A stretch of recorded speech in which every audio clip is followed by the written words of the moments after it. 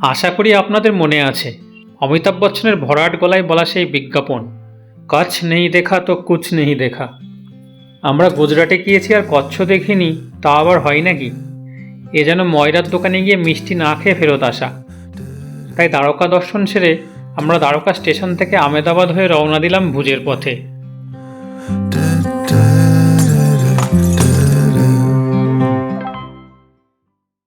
Dwarka station থেকে প্রথমে ওখা আমেদাবাদ এক্সপ্রেসে আমেদাবাদে পৌঁছে সেখান থেকে সায়াঞ্জিগিরি এক্সপ্রেস করে পরদিন সকালে ভুজে গিয়ে পৌঁছালাম।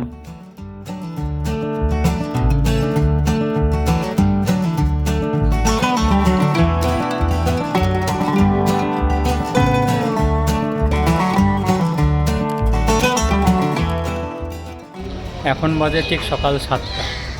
আমাদের ট্রেনটা ভুজ স্টেশনে এসে দাঁড়ালো। আমরা এইমাত্র নামলাম, স্টেশনে ব্রাশ টাশগুলো করে নিলাম। এবার বাইরে হোটেলের দিকে যাব।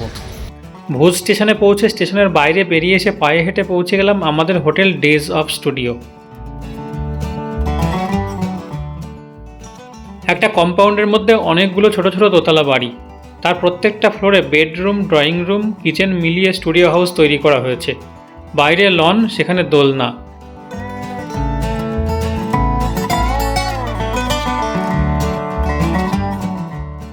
একপাশে রেস্টুরেন্ট। আমাদের এরকমই একটি বাড়ি দিয়ে দেওয়া হলো। রিসেপশনের ফর্মালিটি সেরে চলে এলাম আমাদের একটা স্টুডিও হাউসে। ভুজে আমরা যে স্টুডিও অ্যাপার্টমেন্টটা নিয়েছি 2 দিনের জন্য, সেটার ঘরগুলো দেখিয়ে দিই। এই গেট দিয়ে ঢুকে এখানে একটা ড্রয়িং রুমে টিভি লাগানো রয়েছে, ওপরে ফ্যান রয়েছে, দেয়ালে সুন্দর ছবি।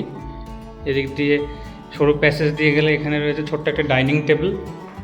বাঁদিকে রয়েছে কিচেনে সমস্ত রান্নার সরঞ্জাম, ফ্রিজ সব রাখা রয়েছে।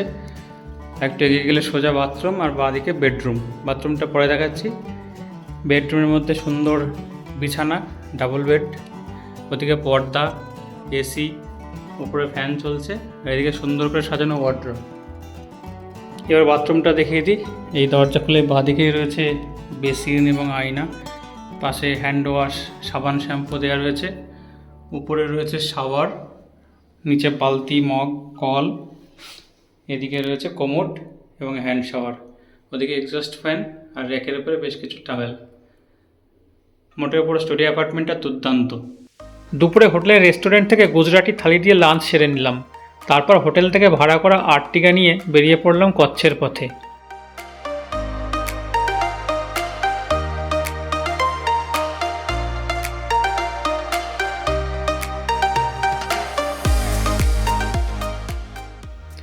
ভুজ শহর ছাড়তেই চারিপাশের পরিবেশ আমাদের মুগ্ধ করে দিল।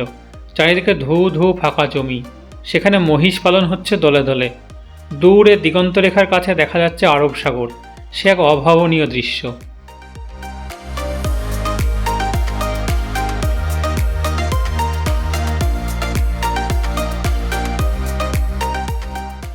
আমাদের প্রথম গন্তব্য হলো কালোডুঙ্গার পাহাড়।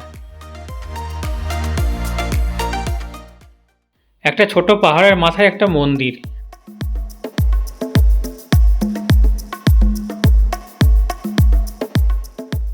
এই মন্দিরে রয়েছে ভগবান দত্তাত্রেয়র মূর্তি।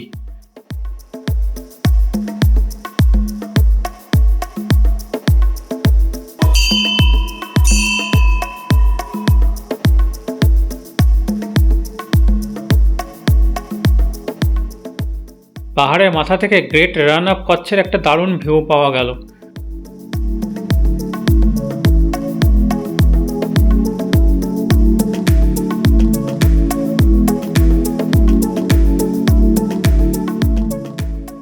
কালোডুঙ্গারের মন্দিরের সামনেও রয়েছে উট।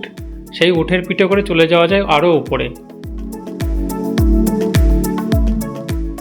অক্টোবর মাস, মাথার উপরে সূর্যের চোখ রাঙানি। গরমে প্রাণ হাঁপিয়ে উঠল, তাই আর উপরে ওঠার ঝুঁকি নিলাম না। আপনারা যদি ডিসেম্বরে যান তাহলে অবশ্যই উপরে উঠে দেখে আসবেন। ফিরতি পথে দেখলাম ম্যাগনেট হিল। এখানে পৃথিবী তার আশ্চর্য খেয়ালে এক চৌম্বকীয় ক্ষেত্র রচনা করেছে। আমাদের গাড়ির ইঞ্জিন বন্ধ করে দাঁড়াতেই সেই চৌম্বকীয় ক্ষেত্র আপনা থেকেই আমাদের গাড়িকে গড়িয়ে দিল সামনের দিকে। মাটিতে জল ফেলতে দেখলাম জল তার নিয়ম ভেঙে উঁচু থেকে নিচুর দিকে না গিয়ে নিচু থেকে উঁচুর দিকে চলতে শুরু করলো। প্রকৃতির সেই অদ্ভুত চমক দেখে আমরা আবার রওনা দিলাম।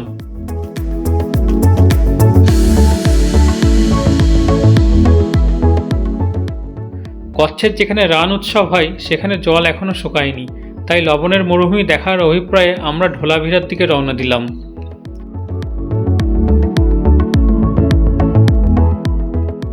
কিছুক্ষণ পরে শুরু হলো অদ্ভুত দৃশ্য। যতদূর চোখ যায় সোজা পিচের রাস্তা চলে গিয়েছে, আর তার দুই পাশে আরব সাগরের জল টলটল করছে। আর সেই জলের মাঝখানে এদিক ওদিক কিছু জায়গায় জল সরে গিয়ে জেগে উঠেছে বিস্তীর্ণ এলাকা। সেই এলাকাতে লবণ জমে অনেকটা প্লেটের মতো আকার ধারণ করেছে, যা সূর্যের আলোতে দূর থেকে চিকচিক করে উঠছে।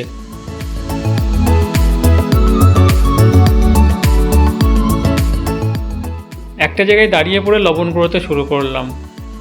সে এক অভূতপূর্ব অভিজ্ঞতা।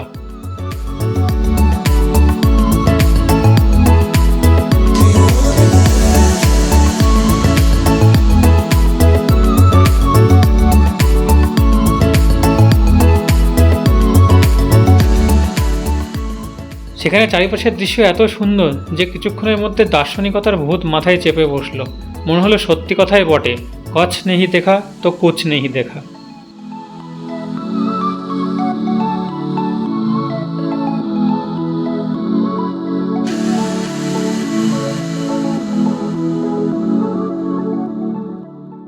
পরদিন সকালে আমরা বেরোলাম ভুজের লোকাল সাইট সিইং করতে।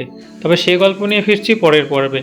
আশা করি আমার এই ভিডিও আপনাদের ভালো লেগেছে। যদি ভালো লেগে থাকে লাইক, শেয়ার, সাবস্ক্রাইব করবেন আর বেল বাটনটা অবশ্যই চেপে রাখবেন, যাতে আমি নতুন কোনো ভিডিও আপলোড করলে আপনি ইনস্ট্যান্ট নোটিফিকেশন পেয়ে যান। খুব শিগগিরই ফিরছি এরকম আরেকটা বেরোনোর ভিডিও নিয়ে। ততক্ষণ সবাই সঙ্গে থাকুন, সুস্থ থাকুন।